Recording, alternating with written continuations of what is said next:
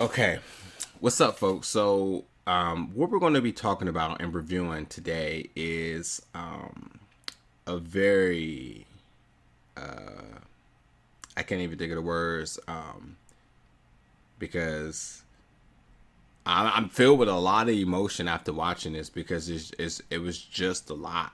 It was a lot. Um, but we're going to be reviewing the Jeffrey Epstein's Filthy Rich, a 4-part docuseries, limited docuseries that will be on Netflix May 27th. Each of these 4 episodes are an hour long, and pretty much what this docuseries is about. And if you don't know who Jeffrey Epstein is, I will fill you in. Obviously, it's about the events leading up to his 2019 arrest.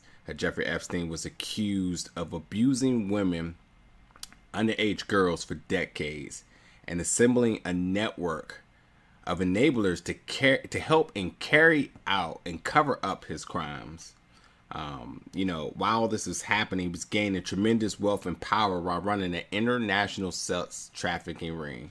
I mean, this was happening in a couple of different locations. He just, whether it be Palm Beach, Florida, or his private island, even times in New York.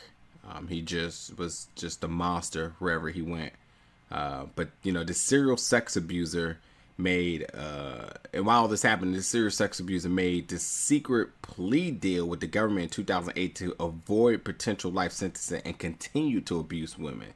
So, like, imagine him being able to be, with a case being tentative and the potential for him to serve life in jail, to him making a deal to only serving 13 months in jail and then continues to go back out and continue this.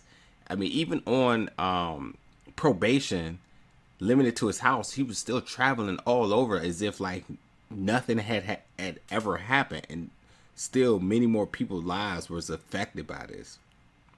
So here's a couple of things, and I'm gonna get to the real focus of this. Is that obviously I've heard of Jeffrey Epstein, had no clue about the really specifics of everything that entitled to his wealth. How did he get money, and just the vast number of women affected by this, and also the people who also was part of his network team that helped in in enabling him into doing so. As of recent, everybody's really talking about, his memes and how he didn't kill himself and all that other stuff. This documentary doesn't highlight that at all because this is about the victims here. And, hearing the victims' testimonies is what really has me almost at loss of words. I almost didn't know how I was going to be able to review this because, when you it gets surreal when you look at the diagram of how people was affected. One person led down to 5 people, which led down to 10 people, and it just kept going and going. There was no chart big enough. The police force were unable to have a chart, a complete diagram of everybody on one chart because it just was bigger and bigger.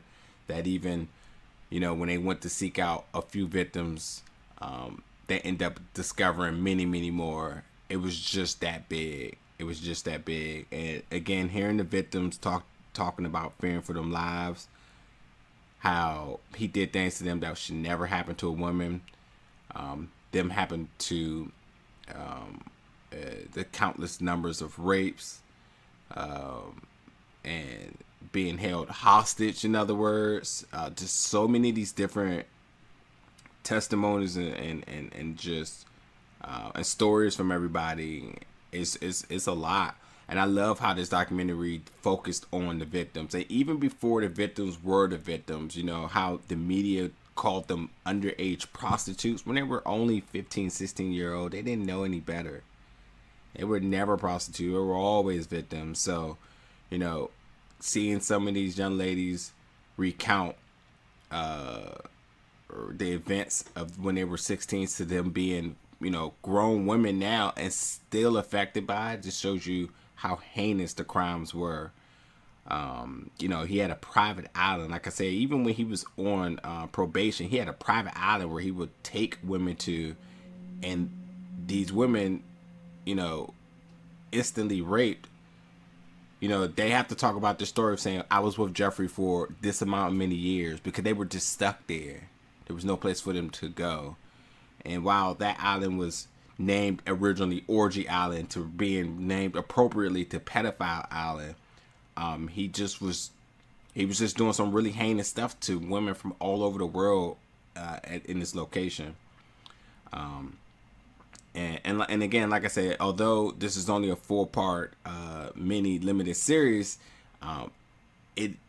there's obviously a lot more to his story, but it didn't focus on that. It focused on the appropriate thing, and I think for the viewers, it focused on the victims. It focused on the victims, giving them a platform to share their testimony, but to possibly help others that may be going through anything. Who knows? As they had to recount the abuse, the years of abuse by Epstein, this monster that, you know, just destroyed their lives. And I want to also make this very clear, too. You know, while a lot of the women gave testimonies about how he destroyed their lives, there was a few guys that worked with him or was affiliated with, or was employed, shall I say, by him.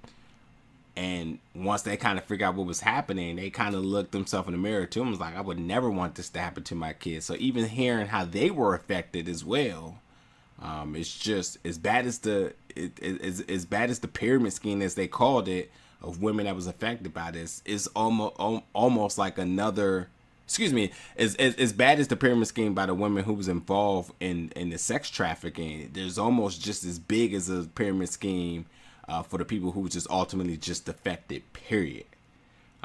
So this monster affected so many people's lives for so many years, and he just weaseled his way out of so many different things, and just continued for years and years of abuse. And I know I'm focusing a lot on the story, but for me, it's just really emotional. It's a good watch. If this is absolutely your thing, you know, it's really emotionally driven. 100%.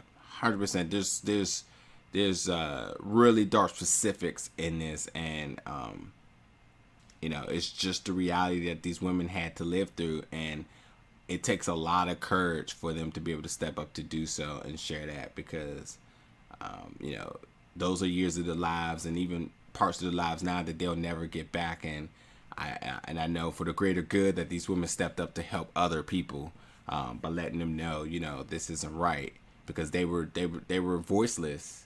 You know, some of them talked about being raped and had to pretend like it didn't happen just to make it through the next day, and it's just unreal thinking about that. But again, Jeffrey Epstein's Filthy Rich 4-part docuseries will be on Netflix May 27th. When you check this out, definitely come back in the comments and let me know. And everybody be safe and much love.